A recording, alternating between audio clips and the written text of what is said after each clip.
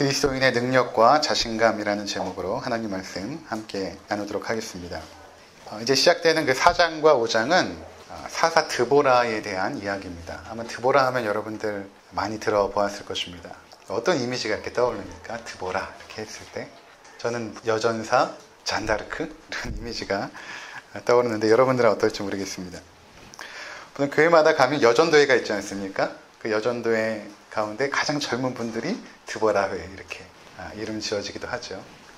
실제로 이 4장과 5장을 이렇게 살펴보면 드보라라는 인물이 그렇게 부각되지가 않습니다. 그녀가 전쟁에 나가서 적장을 죽였다 이런 이야기도 없고, 여사사로서 그 당시에 재판하는 일을 하였고, 또 하나님의 명령에 따라서 바락이라는 군대 장관을 불러서 시스라의 군대와 전투에 임하게 하는, 실제로 그는 전면에 나서지 않고 뒤에 있습니다.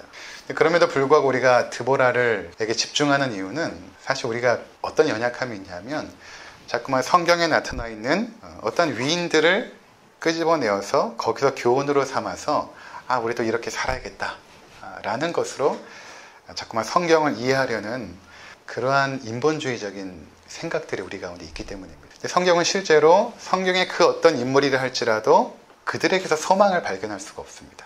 그들이 순종하는 행위에는 성경이 강조도 하고 그 믿음을 본받아야 된다라고 말하지만 그의 삶 전체를 영웅화시켜서 우리 가운데 본받으라고 내놓지 않거든요. 그래서 드보라 이야기도 마찬가지입니다. 드보라 이야기에서 중요한 것은 드보라라는 인물이 아닙니다. 그러니까 이 장면 속에서 하나님께서 우리 가운데 진정으로 가르쳐주고 싶어하는 것이 무엇인가, 오늘은 특별히 1절부터 4절까지의 이 사사기 4장에 그리고 5장의 배경이 되고 있는 이것을 통해서 먼저 살펴보고자 하는 것입니다.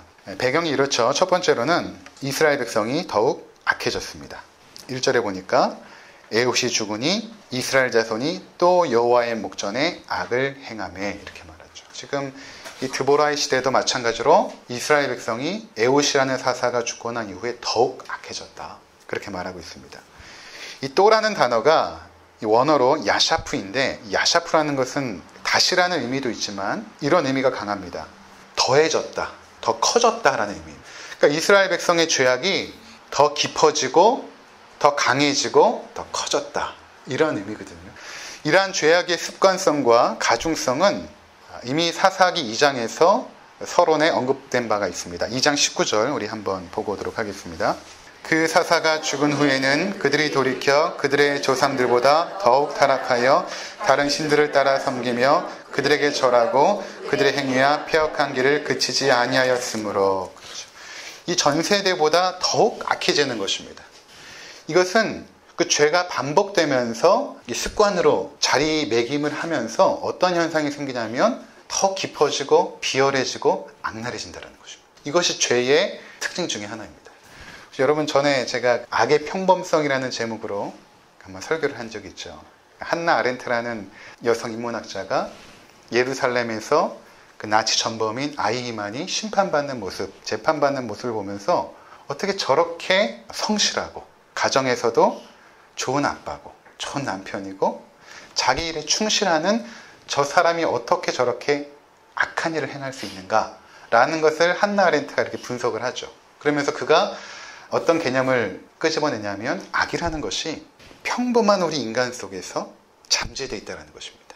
악의 평범성이라는 그러한 내용을 끄집어내죠.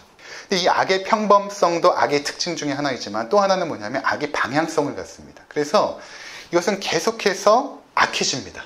태어나면서부터 우리의 삶의 방향성이 하나님께로 향해져 있지 않고 내 자신의 유익과 욕망에게 우리 삶의 모든 목적과 방향성이 정해져 있거든요. 그러다 보면 이 방향대로 살아가는 사람들은 자연스럽게 악을 행하게 되는데 이것이 습관화되고 나중에는 더 가중된다는 것입니다. 그러니까 누군가 악을 범하고 있다고 한다면 그의 결말이 무엇일지를 우리는 짐작해 볼 수 있습니다.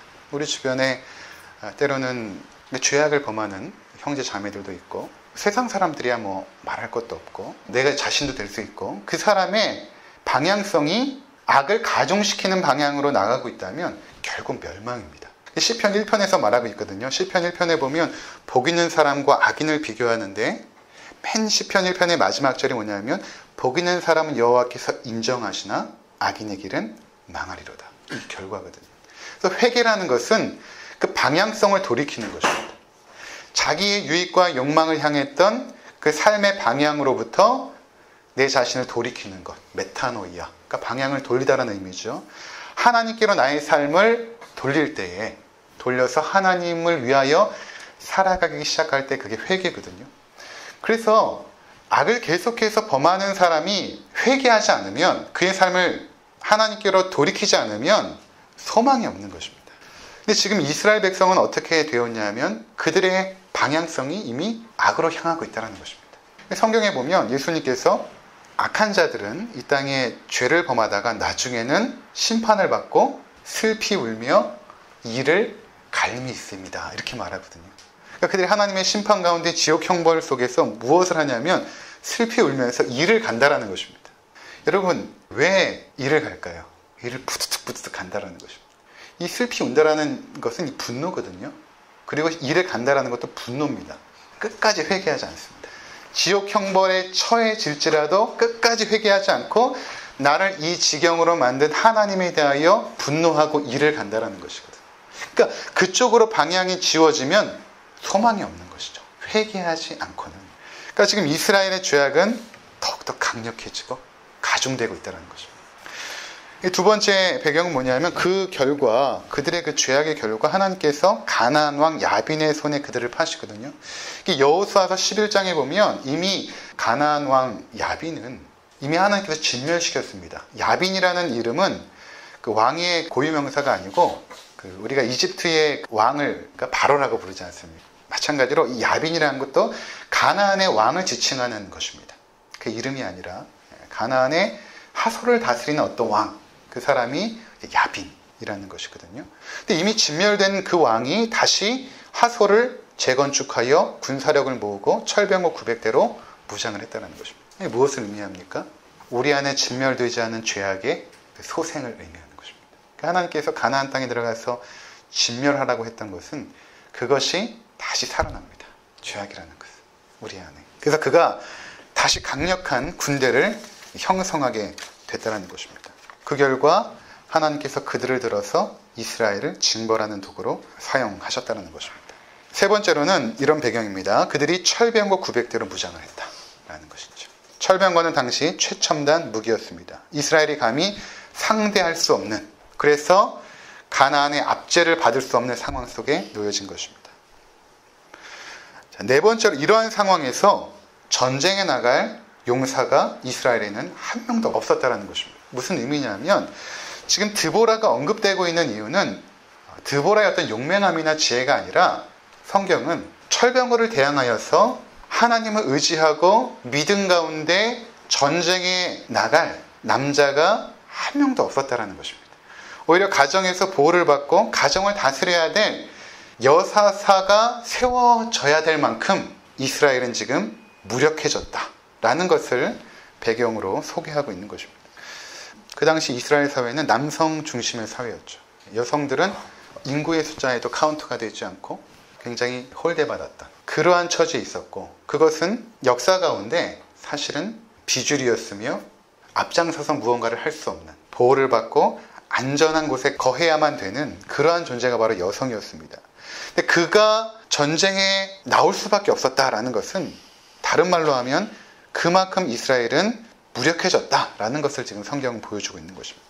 이게 6장에 가면 좀 더 구체화되거든요. 이스라엘의 그 무력함의 모습이. 잠깐 보고 오도록 하겠습니다. 6장 2절 한번 보도록 하겠습니다. 미디안의 손이 이스라엘을 이긴지라 이스라엘 자손이 미디안으로 말미암아 산에서 웅덩이와 굴과 산성을 자기들을 위하여 만들었으며, 가나안 땅에 들어간 이스라엘 백성이 하나님을 의지하여 용맹하게 싸우는 것이 아니라 그들을 피하여서 숨어버리는 것입니다. 산으로 들어가서 굴과 웅덩이를 파고 숨어버리는 굉장히 무력한 지경으로 추락해버렸다.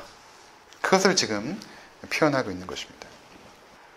저는 이것이 오늘날 우리 교회의 모습이고 우리들의 자화상이 아닌가 그렇게 생각이 되어집니다. 교회 역사상 일제강점기와 6.25를 지나면서 한국교회는 민족에 소망을 주고 또 차별과 압제가 심한 그때에 남녀 차별을 무너뜨리고 술과 도박에 빠져있던 민족을 구하여 교육과 미래를 제시하고 소망이 없던 젊은이들에게 운동이나 스포츠나 이런 것들을 통하여서 뭔가 대안을 제시했던 그 기독교의 모습이 오늘날은 조롱을 받고 있죠. 그러니까 어떻게 하냐면 숨어 들어가는 것입니다. 교회라는 울타리 속에서 들어가서 교회 공동체 안에 숨어서 세상을 향해 나오지 못하는 그런 무력한 자들이 지금 되었다라는 것이 지금 배경으로 주어지고 있다는 것입니다.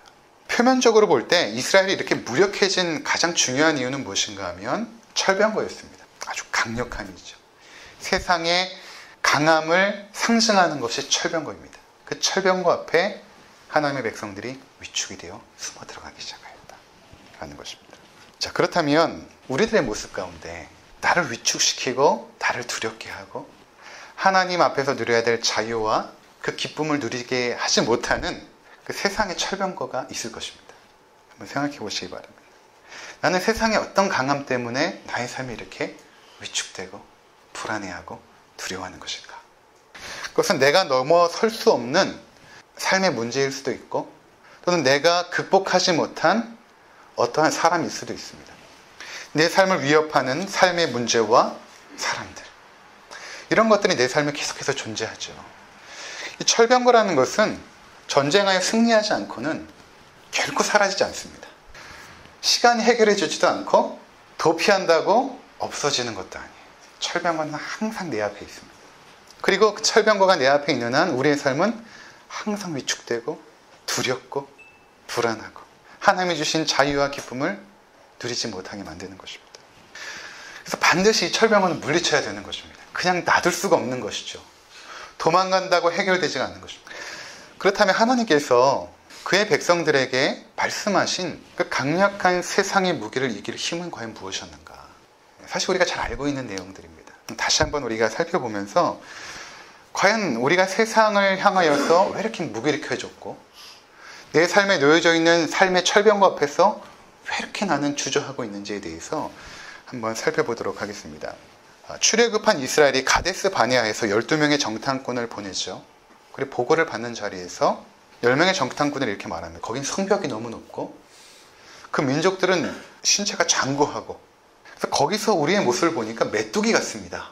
이렇게 말하는 것입니다. 근데 그때 여호수아와 갈렙은 뭐라고 말하냐면 그들이 그럴지라도 그것은 주어진 현실이죠.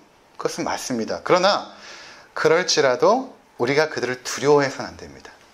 그들은 우리의 먹입니다. 우리의 밥입니다. 이렇게 말하거든요. 똑같이 주어진 철병거라는 현실 앞에서 어떠한 자들은 두렵고 떨면서 도망하자고 합니다. 애굽으로 돌아가자고 하죠. 근데 어떤 자들은 우리가 넘어설 수 있다고 말합니다. 민수기 14장 9절을 한번 보고 돌아오도록 하겠습니다. 다만 여호와를 거역하지는 말라. 또 그 땅 백성을 두려워하지 말라. 그들은 우리의 먹이라. 그들의 보호자는 그들에게서 떠났고 여호와는 우리와 함께 하시느니라. 그들을 두려워하지 말라 하나. 지금 여호수아와 갈렙이 말하는 것은 그 현실을 두려워하지 말라라는 것입니다. 철병거를 두려워하지 말라. 그 덮은 성벽, 아낙 자손들 두려워하지 말라. 왜냐하면 여호와가 우리와 함께 하시느니라. 이렇게 지금 말하고 있다는 것입니다. 자, 여호수아 1장 9절 함께 보도록 하겠습니다. 이제 여호수아가 모세가 죽고 난 이후에 가나안 정복 전쟁의 그 리더를 맡게 되죠. 그때 그 여호수아에게 하나님께서 하시는 말씀이에요. 어떻게 말씀하시냐면 함께 읽도록 하겠습니다. 내가 내게 명령한 것이 아니냐? 강하고 담대하라. 두려워하지 말며 놀라지 말라. 내가 어디로 가든지 내 하나님 여호와가 너와 함께 하느니라 하시니라. 두려워하지 말라. 그리고 강하고 담대하라. 내가 너와 함께 하겠다.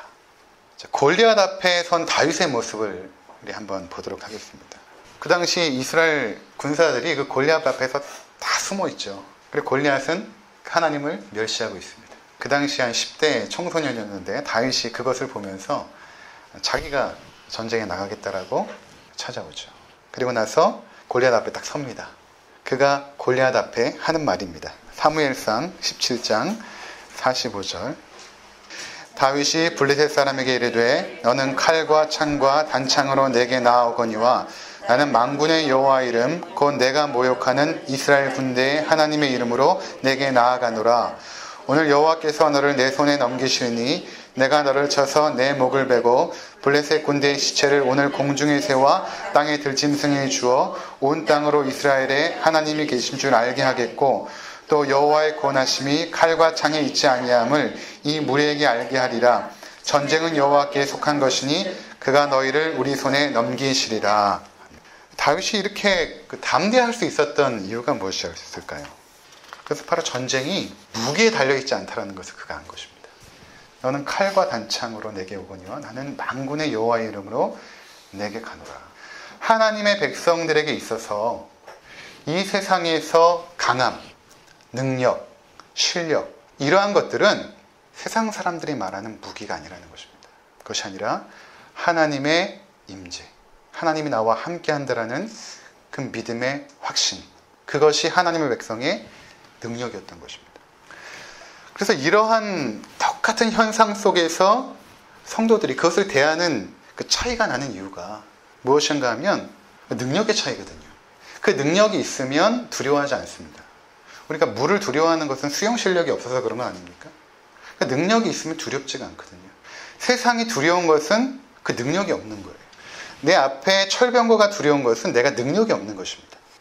그러면 성도들에게 있어서 그 능력이 무엇인가? 방금 말한 것처럼 여호와께서 나와 함께 하신다는 그 믿음의 확신이 능력인데 이것이 우리에게 어떻게 현실적으로 역사하는가를 한번 살펴보도록 하겠습니다. 이러한 능력이 있을 때 우리가 현실적인 삶에서 오늘 어떻게 살아가게 되는가? 빌립보서 4장 14절 함께 보도록 하겠습니다. 내게 능력 주시는 자 안에서 내가 모든 것을 할 수 있느니라. 우리가 너무 잘 알고 있는 말씀이잖아요. 근데 보통 이 말씀이 어디에 잘 걸려있냐면 개업한 그 사업자 중앙에 이렇게 내게 능력 주신 자 안에서 내가 모든 것을 할 수 있느니라. 우리가 언뜻 생각하면 하나님이 내게 능력 주시면 내가 앞으로 계획하고 진행하는 모든 삶에서 승리할 수 있다 라는 말로 오해되기 쉬운 말씀이 이것입니다. 그것이 아닙니다.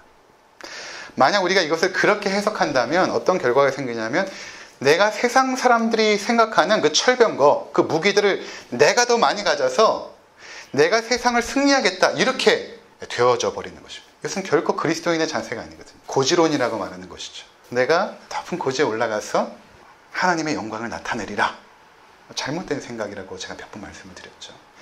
나도 철병거를 가져야겠다 라는 것과 다름이 아닙니다. 하나님이 내게 능력 주시면 나도 철병거를 가질 수 있다. 더 좋은 무기. 그 의미가 아니고 어떤 의미냐면 4장 10절에서 13절을 한번 보도록 하겠습니다. 내가 주 안에서 크게 기뻐함은 너희가 나를 생각하던 것이 이제 다시 싹이 나미니 너희가 또한 이를 위하여 생각은 하였으나 기회가 없었느니라. 내가 궁핍함으로 말하는 것이 아니니라. 어떠한 형편이든지 나는 자족하기를 배웠노니 나는 비천에 처할 줄도 알고 풍부에 처할 줄도 알아. 모든 일 곧 배부름과 배고픔과 풍부와 궁핍에도 처할 줄 아는 일체의 비결을 배웠노라. 내게 능력 주시는 자 안에서 내가 모든 것을 할 수 있느니라. 지금 그 바울이 빌립보 성도들에게 이제 편지를 하고 마지막에 어떤 이야기를 하냐면 헌금에 대한 이야기를 해요. 이 빌립보 성도들이 에바브로 지도편에 헌금을 모아서 바울에게 전달해 줬거든요. 근데 바울이 그 헌금을 받고 너무 고마운데 또 한편으로는 미안하기도 한 거예요. 그러면서 이제 그들에게 그런 말을 합니다. 주 안에서 내가 크게 기뻐하면 너희가 나를 생각하던 것, 이건 이제 헌금을 보내주는 것이거든요. 그게 다시 싹이 남인데 너희가 기회가 생겨서 나에게 헌금을 보내준다 하니 나는 기쁘다. 그런데 나는 너희가 헌금을 보내주지 않아도 사실은 만족한 사람이다. 왜냐하면 나는 궁핍에 처할 줄도 알고 풍부에 처할 줄도 알고 비천함에 처할 줄도 알고 부유함에 처할 줄도 알고 그 상황이 어떠하든지 간에 그 모든 상황 속에서 나는 자족하는 능력을 배웠다 라고 말하는 것입니다. 자족하는 능력을 배웠다. 그래서 내게 능력 주시는 자 안에서 나는 모든 것, 즉 어떠한 형편이든지 만족하며 감사하며 기뻐할 수 있는 능력이 내 안에 있다 라는 것이 바로 내게 능력 주시는 자 안에서 내가 모든 것을 할 수 있느니라 라는 의미인 것입니다. 그럼 잘 이해하셔야 됩니다. 그래서 성도들에게 있어서 능력이라는 것은 무엇인가 하면 그리스도 안에서 어떠한 형편이든지 만족하며 감사하며 기뻐하는 능력입니다. 이것이 성도의 능력이에요. 그러니까 어떠한 내 앞에 놓여져 있는 그 어떠한 상황에도 이것이 나를 흔들 수 없다라는 그 자신감입니다. 철병거가 분명히 있는데 그것이 나를 위축시키질 않아요. 그리고 나에게 위협으로 다가오지도 않습니다. 그것이 내 삶에 영향력을 행사하지 않는 것입니다. 가난이나 질병이나 사업의 실패와 같은 커다란 삶의 문제들이 계속 우리 앞에 놓여져 있는데 이것이 두렵지가 않은 것입니다. 잠깐 근심할 수는 있죠.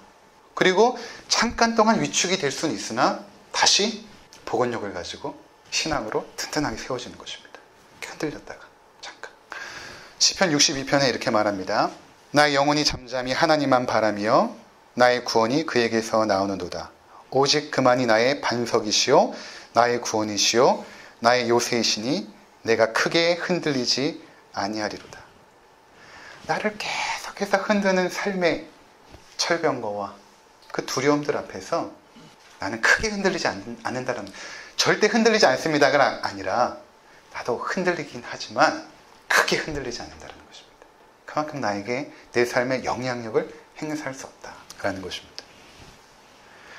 그러니까 여러분들이 신앙이 깊어지면서 생기는 것이 하나님 나에게 철병거를 더 많이 주십시오가 아니라 하나님 어떠한 철병거도 나에게 영향력을 행사할 수 없습니다. 왜냐하면 나는 그리스도 안에 있기 때문에 라는 고백이 나와야 그것이 여러분의 신앙의 능력이 되는 것입니다. 자, 이러한 능력이 우리 가운데 펼쳐질 때는 자신감으로 펼쳐지거든요. 그러니까 자신감이라는 것은 능력에서 나옵니다. 자신감은 능력에서 나오는데 바울을 통해서 한번 살펴봤으면 좋겠어요. 바울이 어떻게 이렇게 자신감이 있고 그런 능력이 있는가. 3장 17절 한번 다시 보시면 빌립보서 3장 17절 형제들아 너희는 함께 나를 본받으라. 그리고 너희가 우리를 본받는 것처럼 그와 같이 행하는 자들을 눈여겨보라. 바울이 나를 본받으라. 여러분 그런 말 할 수 있겠습니까? 예수님을 본받으세요 라는 말을 할 수 있겠지만 나를 본받으라 이렇게 말하는 것은 조금 자만한 건 아닐까요? 좀 교만한 건 아닙니까? 그렇지 않습니다. 바울은 자신을 본받으라. 자신의 어떤 면을 본받으라는 것입니다. 자신의 삶 전체를 본받으라는 것이 아니라 자신의 하나님 앞에서 이런 면은 너희들이 좀 본받았으면 좋겠다라는 부분이 있었던 것입니다. 그게 뭐냐면 바울의 그 능력이거든요. 바울이 가진 능력. 자, 그게 어디서부터 왔냐면 4절부터 한번 보도록 하겠습니다. 3장 4절부터.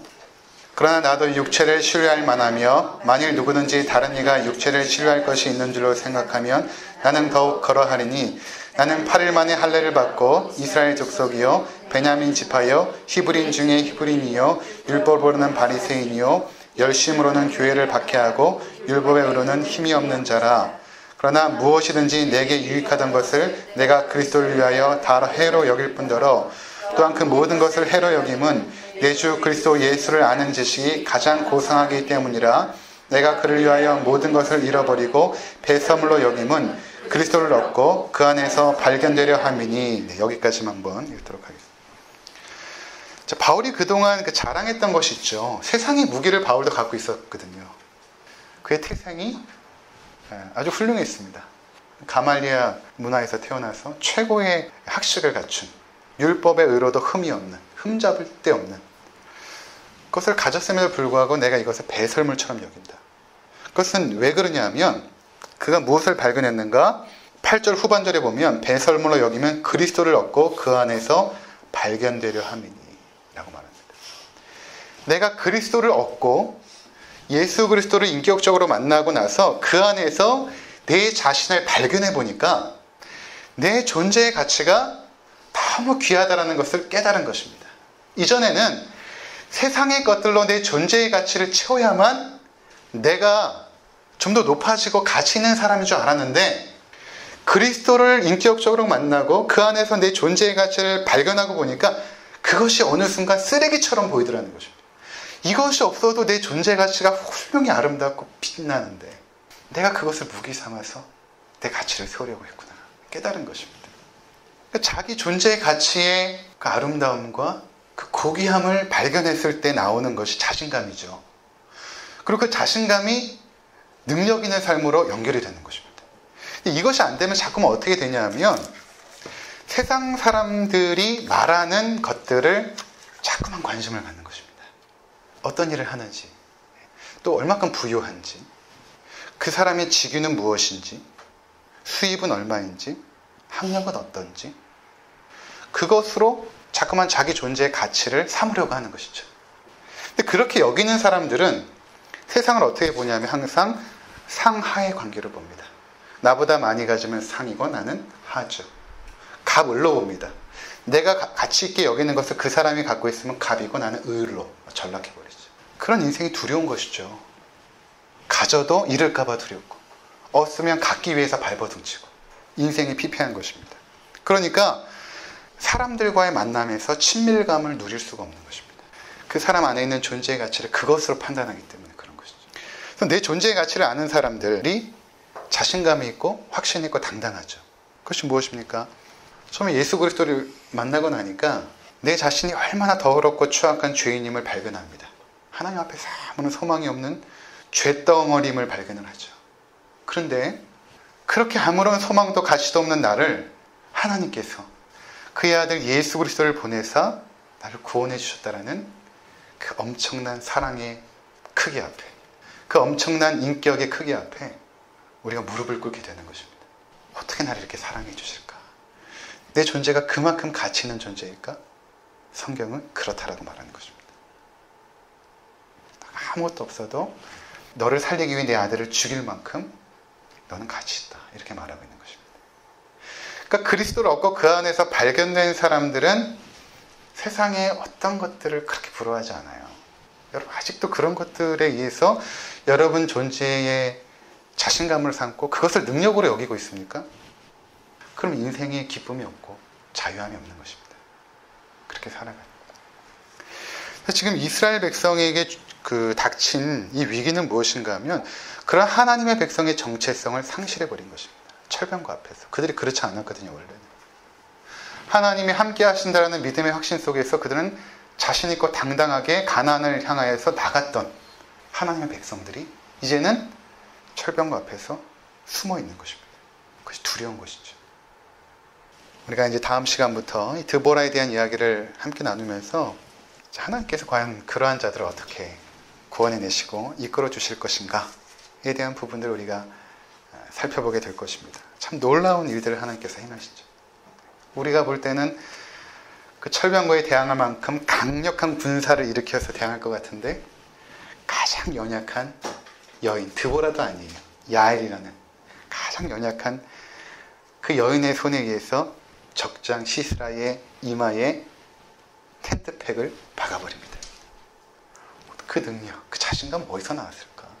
사랑하는 성도 여러분, 우리도 바울처럼 그리스도를 얻고 그 안에서 발견되어져야 합니다. 내가 어떤 존재인지. 그러면 우리의 삶이 많이 달라질 거예요. 그렇지 않으면 우리는 계속해서 위축되고 두려워하고 그 기쁨을 누리지 못하고 살아가게 될 것입니다. 우리 잠시 기도하도록 하겠습니다.